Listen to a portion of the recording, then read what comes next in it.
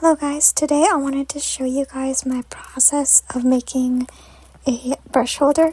This is my first time making a clay brush holder, and I am using natural clay that I found at the Canadian dollar store here in Canada. And so I have a lot of brushes, more than I show here in this video, but I wanted to make a little brush, I guess it's not really a holder, it's more of like when you're painting, a spot to rest them while you're painting so they don't get paint all over your table.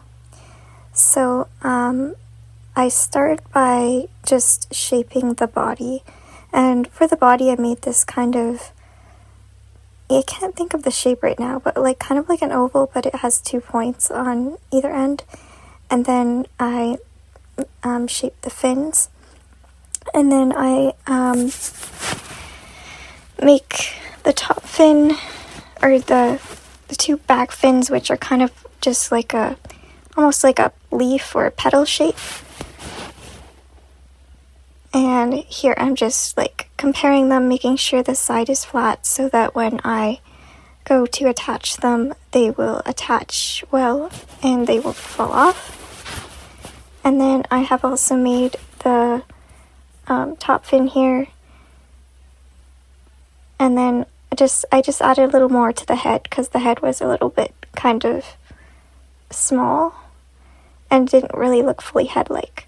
So then I took my clay tool. If you don't have one of these, you can use any kind of pokey tool, but you want to score your clay in the spots you are going to attach your pieces, because this will ensure that your pieces do not fall off. So I scored both sides and added water, and then I just kind of like shimmied or shook it a little bit on there, like kind of moved it back and forth lightly just to make sure that it was secure on there. And I just want to say the last time I used this clay was in like middle school or high school.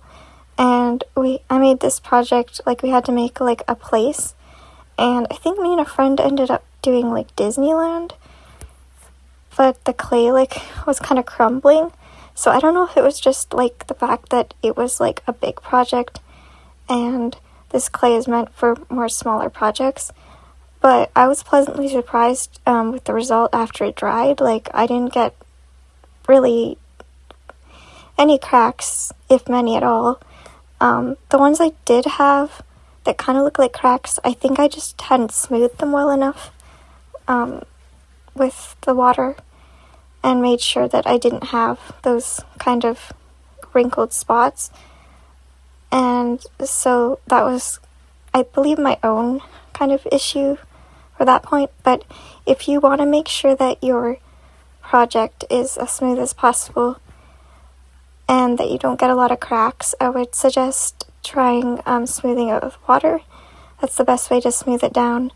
And then, I don't know if you guys seen these kind of brush rests on Pinterest, but the ones I saw were like worms. And I originally wanted to try making one that was like the Very Hungry Caterpillar. Like kind of like one, but then I decided to do a dolphin because I like sea animals like dolphins and that.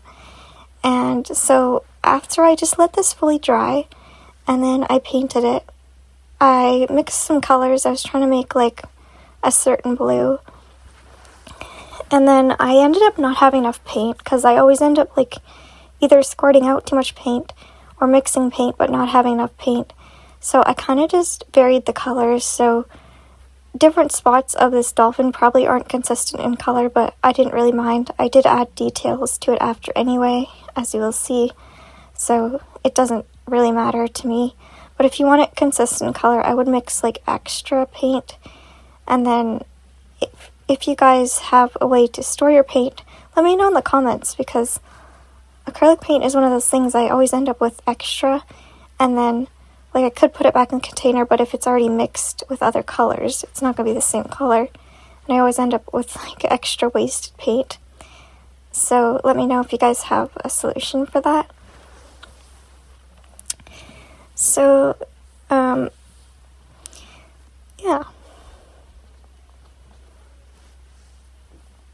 Oh, and the little surface, I forgot to mention, that has that's like a piece of plastic. This is like a number 6 piece of plastic, just from like a plastic container that you get from any kind of food. And I just use that to set my clay on, because I know clay can stick to a lot of surfaces.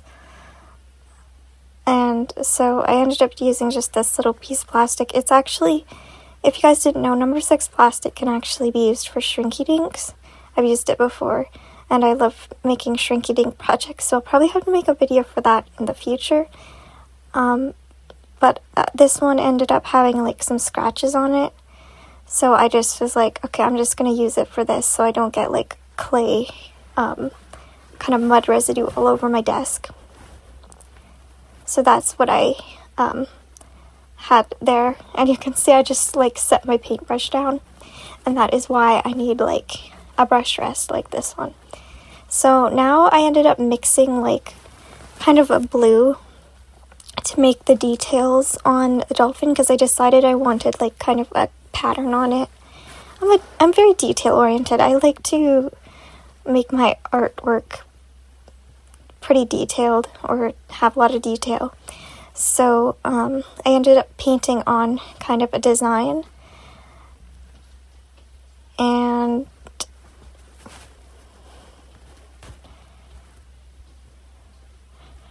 I'm not sure if this was, oh yeah, okay, so this might be the blue I actually used. I ended up mixing blue a few times, because the blues I did have were, like, some of them weren't dark enough. They didn't show up as well. So, yeah, and then I just signed my name here. And I did a second coat of the blue. And then after I decided, because this little design here I'm painting right now looked kind of like a sun, I decided I wanted to add some yellow accents. So I went in with yellow and kind of added some outlines and details with the yellow paint, and it turned out pretty cool. I liked it. I did try to sign my name with the signature with a paintbrush, but that didn't work so well. So I think next time I'm gonna see if there's a better paintbrush for fine details, because I know this is a small paintbrush. It just wasn't really painting as well on there for fine details. So now I'm using yellow paint, and if I didn't mention, this is also dollar store paint. I have a huge collection of dollar store paint, because I don't do a ton of painting, but when I do painting, I like to use affordable supplies, because I'm not like a professional painter or anything, and they work fine for me and for what I like doing. So this one, I believe, was the color bright yellow. If you go back in the video, you'll probably see the exact color, because I believe I tried to show each color so that if you guys wanted to use the same colors, you could. So here I'm just adding like yellow accents, and I did actually end up going over these a second time as well.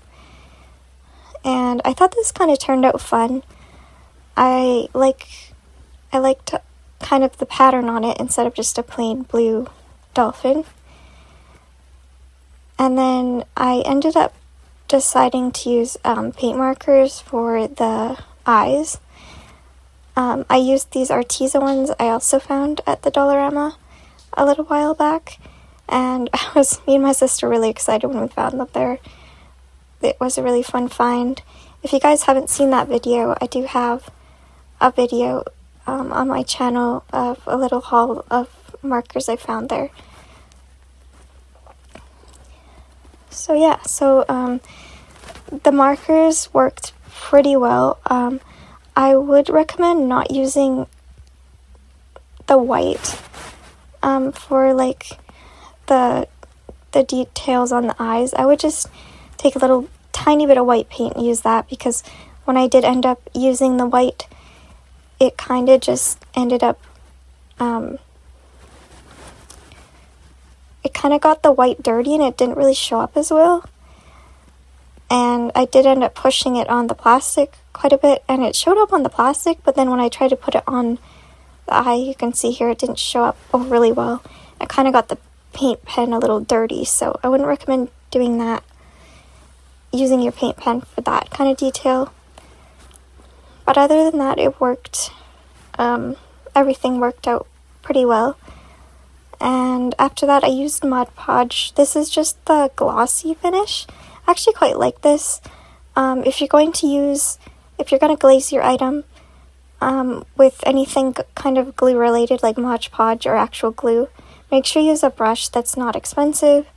None of my brushes are really expensive, but don't use any brush that you're going to use for painting, because it will actually kind of harden and wreck your brush. So I just used a cheap brush for glazing. Thank you guys so much for watching. Make sure to subscribe, like, and share. See you next time.